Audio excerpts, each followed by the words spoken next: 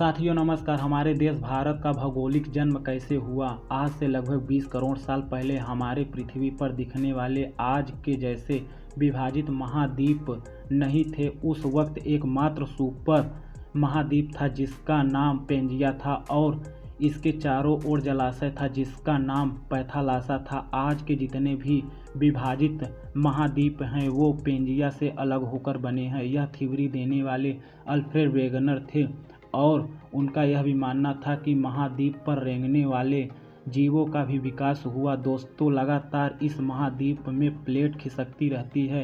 इसके चलते पृथ्वी पर निरंतर बदलाव होते रहते हैं, लेकिन यह बदलाव लाखों या करोड़ों साल बाद दिखाई देते हैं।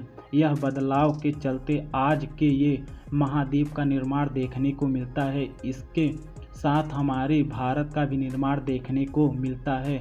वेगनर के अनुसार सबसे पहले पेंजिया का 2 भाग हुआ।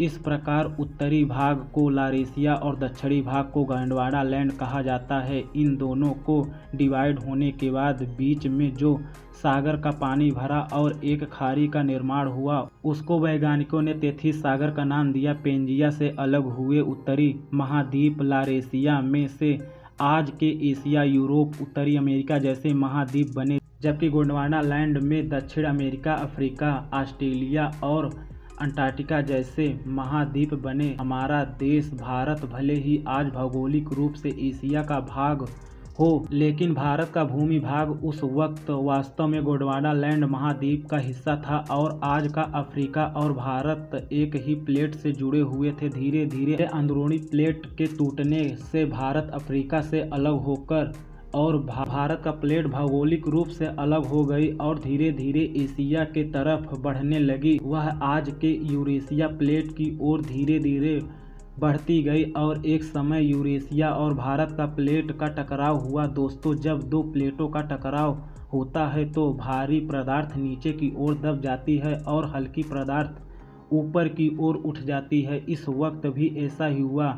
आज के हिमालय जैसे अन्य पर्वत का निर्माण ऐसे कोई कम समय में नहीं हुआ। ऐसा होने में करोड़ों साल लग गए। आज के इस भौगोलिक भूमि और पर्वतों का निर्माण हुआ। दोस्तों, भारत आज एक ऐसी टेक्टोनिक प्लेट पर टिका है और भारी पदार्थ हिमालय की ओर दब रही है और हिमालय दिन पर दिन ऊपर उठ रहा है और इसके साथ ही काराकोरम, लद्दाख, जास्कर, बृहद हिमालय, मध्य हिमालय, शिवालिक जैसे पर्वतों का निर्माण हुआ। और आपको बता दें, पूर्वांचल की पहाड़ी भी ठीक उसी तरीके से निर्माण हुआ। भारत का प्लेट पूर्वी में बर्मा के प्लेट से टकराया हुआ था, तभी जाकर पूर्वांचल की पहाड़ियों का निर्माण हुआ था। इस थ्योरी को सिद्ध करने के लिए अल्फ्रेड ने यह भी कहा था कि आज भी सारे महाद्वीपों को एक साथ फिट किया जाए तो पेंजिया का निर्माण हो सकता है। अल्फ्रेड ने हर एक महाद्वीप पर जाकर वहाँ की भूमि को चेक किया और सभी भूमि एक ही जैसे हूबहू मिलते थे। तभी अल्फ्रेड ने इस थ्योरी को सिद्ध करने के लिए अलग अलग उदाहरण दिए। दोस्तों, इन प्लेटों के टकराव से ज्वालामुखी और भूकंप का खतरा बना रहता है। वैसे तो भारत में कोई खास सक्रिय ज्वालामुखी नहीं है, फिर भी कभी कभी प्लेट के सरकने की वजह से भूकंप के झटके महसूस होते हैं। मिलेंगे अगले वीडियो में और जानेंगे भारत और यूरेशियाई प्लेट के टकराने से भारत में कितने पर्वत और नदियों का निर्माण हुआ। तब तक के लिए जय हिंद।